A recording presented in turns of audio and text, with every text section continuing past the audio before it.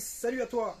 On va parler de muscles. De muscles. Pourquoi on vous demande toujours de renforcer, de faire de la musculation, du renforcement musculaire? Pourquoi?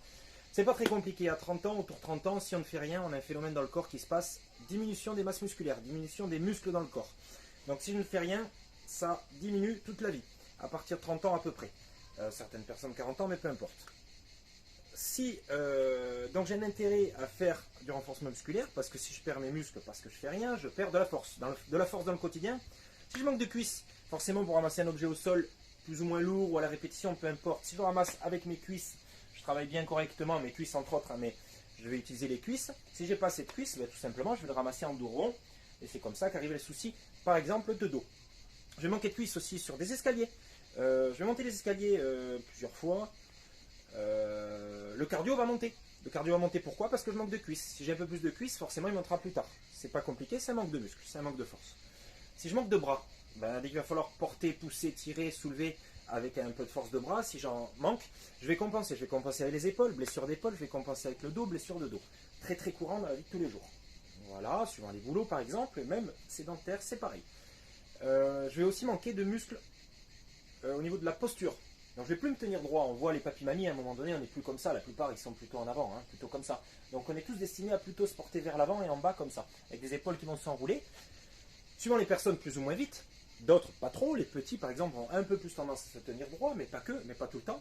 Et puis les grands, certains se tiennent droit, mais la plupart du temps on partirait un petit peu en avant, enroulé. Les ados, etc. Les gens qui sont souvent au bureau, on a tendance à se tenir comme ça. Donc c'est un manque de musculature au niveau des épaules qui nous tiennent ici et pas là. C'est dans le dos qui nous tient droit, un peu d'abdos, etc. Donc c'est un manque de musculature, de muscles, de force qui fait que j'ai des mauvaises postures.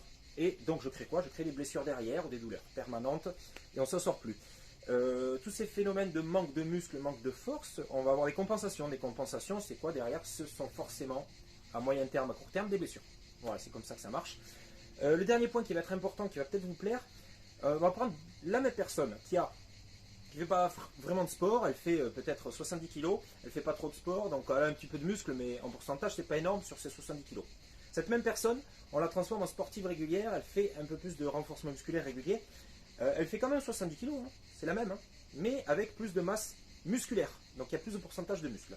La deuxième personne, celle qui fait du sport régulièrement en renforcement musculaire, l'avantage qu'elle a, c'est que dès qu'il va y avoir un excès, elle va l'éliminer plus vite. Pourquoi? Parce que les muscles, ce sont les plus grands consommateurs d'énergie, donc de calories, c'est-à-dire qu'ils vont aller brûler, vont utiliser des stocks de graisse par exemple, beaucoup plus vite que la personne qui n'en fait pas. Donc arrêtez de regarder le poids tout le temps, regardez ce qu'il y a dans le poids. Et dans le poids, tu peux avoir le même poids, ou plus ou moins, même des fois plus léger, mais ça ne veut pas dire que tu es plus en forme.